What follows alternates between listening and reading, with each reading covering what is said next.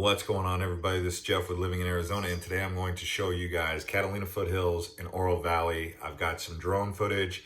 I've got some footage down in the neighborhoods. I'm going to roll that right now. If you guys are excited about this video, crush up the likes, and let's talk about Oro Valley and Catalina Foothills. After I show you these clips, I'm then going to talk about cost of living and quality of life in Oro Valley and Catalina and compare the two.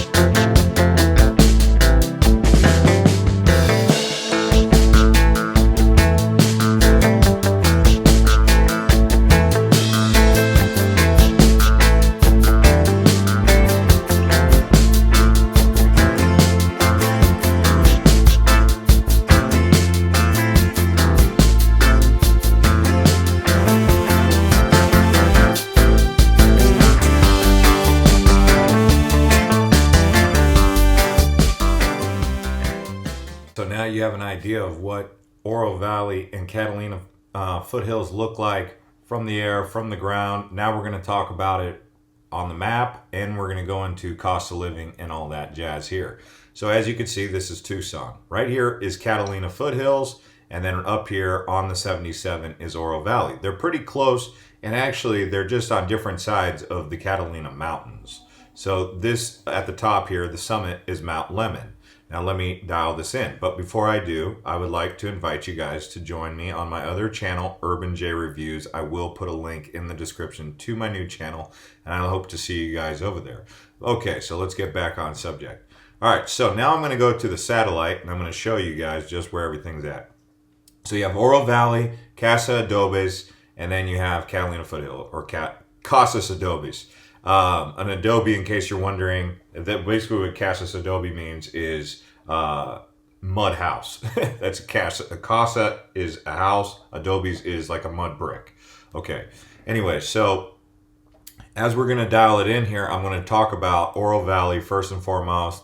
Show you guys what you need to know about it. It's basically a town of 41,000 people. It's actually a new kind of like a retirement community centered around golf, really. If you're a golfer, you're going to like being at the base of the Catalina Mountains right there where Oro Valley is located. They call it the upscale tech mecca of southern Arizona, and that's what it was dubbed by the Arizona Daily Star. There's over 10 high-tech firms in the area, and the median household income nearly 50% higher than the U.S. median household income. So it is an upscale community over there in Oro Valley. Like I said, it is a newer kind of town. It hasn't been around long. Well, it's been around a while, but it started to gain popularity, and more housing developments really started to take place here in this new millennium, the 21st century, if you want to call it that. Okay, so now when we're talking about Catalina Foothills, this is more like North Tucson. So it's in Pima County, situated at the foothills of the Santa Catalina Mountains. Catalina Foothills has a population of 50,000. So Catalina Foothills is a little bit bigger than Oro Valley as of 2010, but I wouldn't be surprised if Oro Valley and Catalina Foothills are really kind of right neck and neck here in 2020.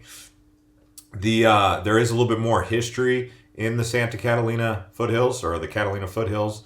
It includes some of Arizona's most expensive homes and the highest median property value. It is also includes resorts, golf communities, and spas. Now let's talk about cost of living, right? It comes down to cost of living here on bestplaces.net. You'll see that the average median home age is 22 years old, the average home, this is the average year the home was built, right? It's 22-year-old home compared to a little bit older infrastructure, a little bit older homes in Catalina Foothills. The average median home cost in Oro Valley is $301,000. Catalina Foothills a little bit higher, $473,000. So you can see there is quite a big difference there. Property tax rate, It's actually more expensive for property taxes in Oro Valley than it is in Catalina Foothills, as you can see, 9.7% compared to 8.6% in the Catalina Foothills. But compared to the national average, both Oro Valley and Catalina Foothills are below the national average for property tax. And then in terms of vacant housing, Oro Valley has a few less vacant homes than Catalina Foothills. The rental property is about the same. So if you're talking average, what's the rent price? Oro Valley is going to be a lot cheaper to rent than Catalina Foothills. Oro Valley is sitting at about $1,600 a month. Catalina Foothills $2,200 a month. The average for the United States is $1,400. So you're going to be able to, in Oro Valley, for just a couple $100 extra a month, you can actually be just above the average median value in the United States. But you're in one of Arizona's premier cities or up and coming towns there in Oro Valley. If you just wanted a studio, it says here that you can actually get a studio apartment in Catalina Foothills for $675, and in Oro Valley it's $845. I don't know where they're calculating that, but okie dokie, let's go with that. And then in terms of crime, if you wanted to know which one's a safer alternative, right? It looks like violent crime and overall crime is higher in Catalina Foothills. Property crime is actually higher than the national average in the Catalina Foothills. So it appears, according to that, the Catalina Foothills are a little bit more dangerous, not as safe as Oro Valley. So Oro Valley would be considered safer. If you wanted to know about the climate in Oro Valley, I would say they're going to be very similar. I would find it hard pressed to say anything different, but the average climate in July, which is the hottest part of the year, is 100 degrees, 101 in Santa Catalina. And I would say that that's a lot cooler than Phoenix. So, you know, Phoenix in the middle of July, you know, might be around about 110. Tucson maybe 105. Tucson in general is 5 degrees cooler in the summer than Phoenix. One of the things that Oro Valley is really known for is the beautiful the beautiful monsoon sunset kind of storms that come rolling over the Catalina Mountains. That's some of the most picturesque communities you get there. Now, I'm going to interject my own opinion about Oro Valley and Catalina Foothills. I think both are great.